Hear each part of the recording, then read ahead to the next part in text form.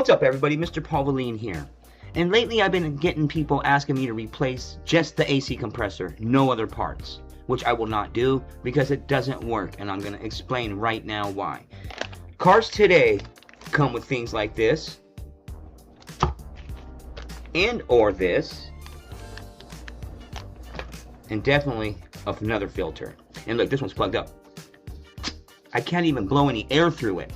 This was the reason why an AC compressor stopped working. So no matter how many you put on brand new, that new one ain't gonna work because this is plugged up. And these are the things I want you people to understand. Same thing with this thing. This is an expansion valve. There's a little spring in there, and that spring opens and closes just like a thermostat does to let the coolant inside. This is just a Freon version.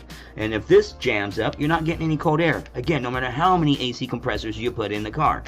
Again. This one is an inline filter. It goes in a lot of American vehicles like F-150 trucks and Cadillac Escalades and Hummers and stuff like that.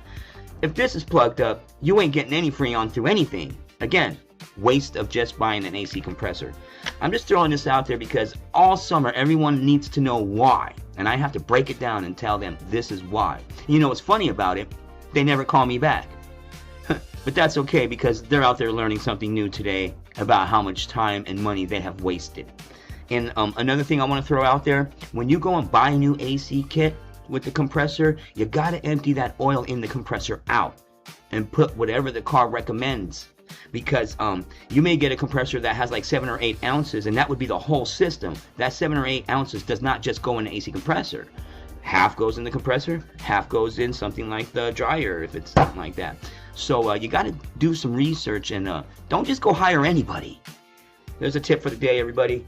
Thank you for watching. Hope to see you next time.